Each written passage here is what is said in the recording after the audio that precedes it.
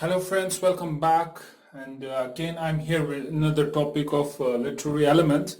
So today we will discuss these literary elements and we'll see what things are there, and there are 14 literary these elements which I have just portrayed over here, and which I want to discuss with you so that you will be able to just recognize these elements and you will be able to implement them as well whenever you go for writing. So we'll start with characterization. Characterization usually means description or distinctive nature or features of someone or something.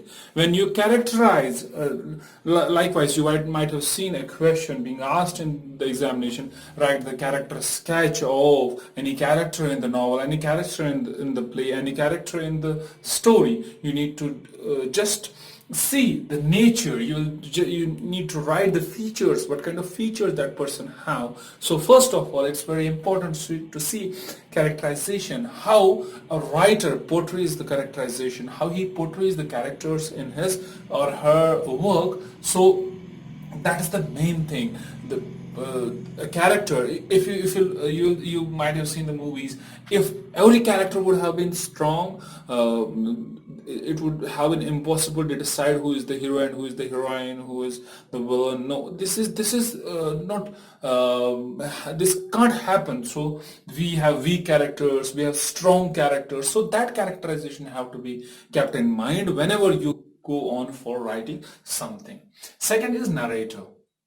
You might have always seen these stories starting with once upon a time I went through the woods. So this is narration, or we went through the word. This is first person narration. You saw this is second person narration, or usually we go for third person narration, like he, she, it, or they went through the woods, he went through the woods, she went through the woods. Though then the person who tells us story is the narrator, who tells us, who is going to go through all the incidents, who has gone through all the incidents, and he is narrating those incidents to us. That is narrator, a person likewise who narrates something, especially a character who recounts the events of novel or narrative poem. It is a kind of a character. It's character in the chapter.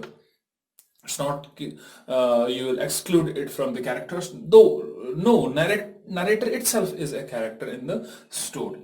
Then narrator itself is a character in the story.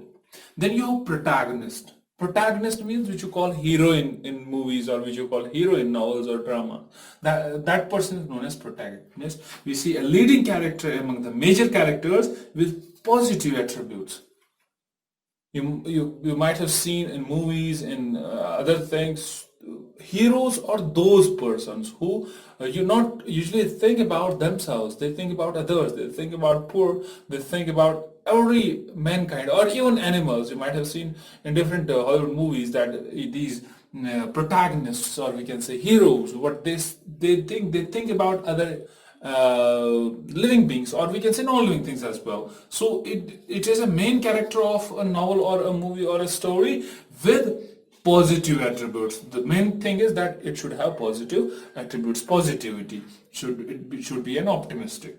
So antagonist means opposite to protagonist. That means villain, which you call a villain in another words. Villain, the leading character, but with negative attributes. You might have seen that there are villains, like if you will take Spider-Man. Spider-Man is a protagonist, while as Dr. Octopus is an antagonist. That means negative attribute character with but a leading one. Then a plot.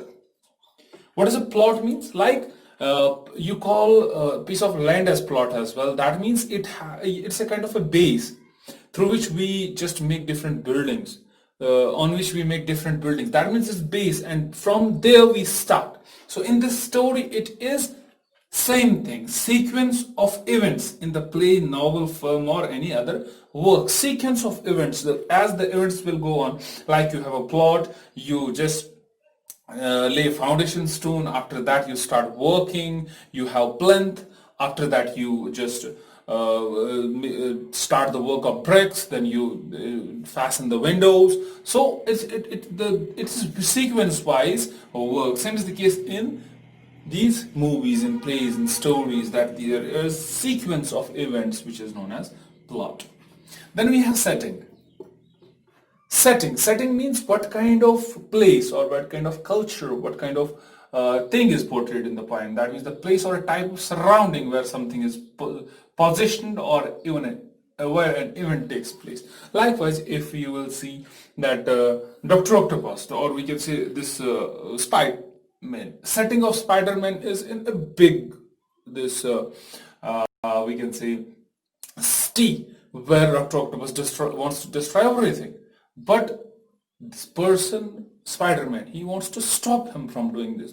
Though Spider-Man, it's not only that he cares about his family, he cares about his own persons. No, he cares about whole humanity. That means he is a protagonist and Dr. Octopus is an antagonist. So over here, setting over there is a main city. Likewise, you might have seen movies where you can see distant village life. Village life is being portrayed. Likewise, this setting of this Three Idiots, it's in engineering college. So engineering college is setting the sequence of all the events happen in engineering college. Most of so setting is in engineering college. So this is usually where the events take place. That's known as setting. The theme. Now the theme. A theme means the idea which this writer wants to just show us in his work of art or literature. It's the idea that recurs in or pervades. That means it's an idea which is being shown.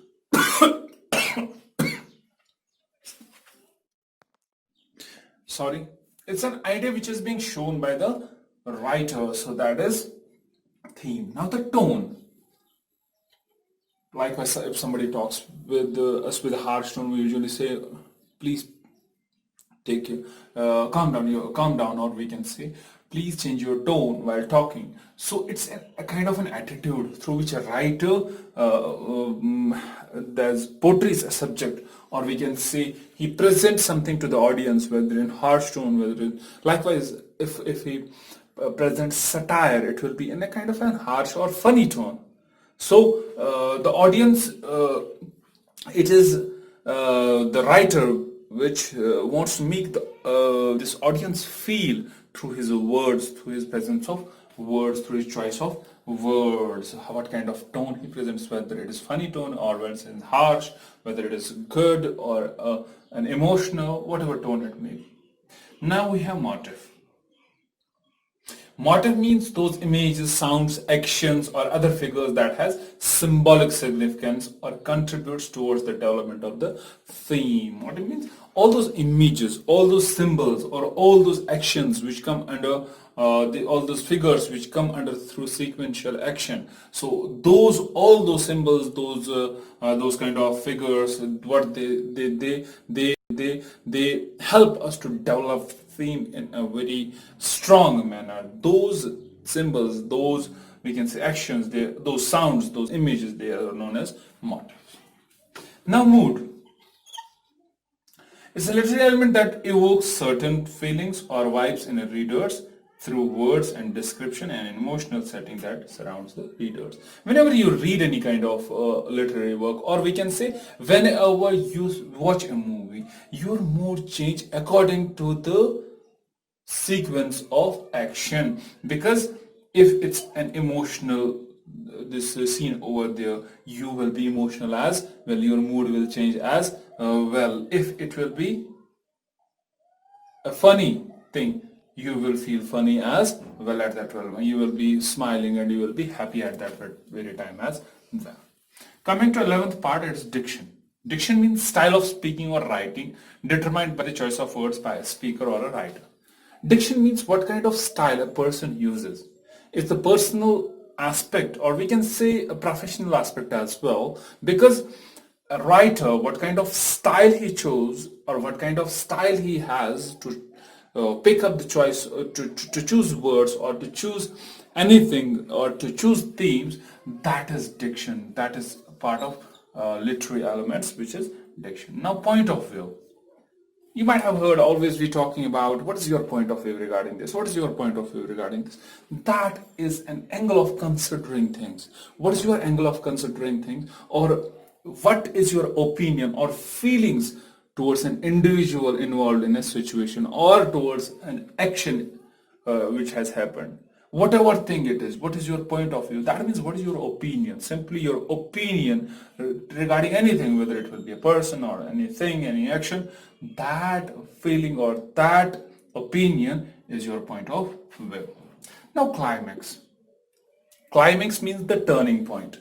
It happens in a movie, in a story, everywhere. Climax means a turning point with the highest tension. Whenever the tension grows highest in the movie, or the drama grows highest in a kind of a movie or novel, or it is the time when the action starts during which the solution is visible. That kind of action you might have seen in the movies, older movies, where the villains used to just kill mother or father of the hero. That used to be climax, because over there we used to see a visible kind of a solution where hero will go and thrash all the villains, and he'll kill everyone who has just destroyed his family. So the climax is that point of tension or that kind of drama in a movie where we can see a visible solution, or we can see it is the highest, or we can see with the a point of drama where intensity is very high. Now we have conflict. Conflict means any struggle between opposing forces. Usually the main character struggles against some other forces. The story would have no point or purpose without it. Like conflict. If there would be no conflict in the movie, it would not be possible to end up. So because conflict with nature, conflict with some other person, you might have seen old movies where villains used to have conflict with these. Lalaji used to just grab all the land of the people of a village, and over there used to come a hero, a protagonist, who used to just finish that Lala, or that kind of system of just snatching the land of the poor people. And it used to just end. That means it used to be a conflict between two forces, the hero and the Lala, or we can say the main, or we can say villain. Conflict between protagonist and antagonist. Antagonist can be nature as well. So these conflict between two, when we have this struggle of just winning between two, or we can say these two opposing forces, they met, there is a conflict between two, then only the story is possible, or we can say any literary work is possible. That was all in this very chapter, in this very video. Hope you liked it. Thank you very much.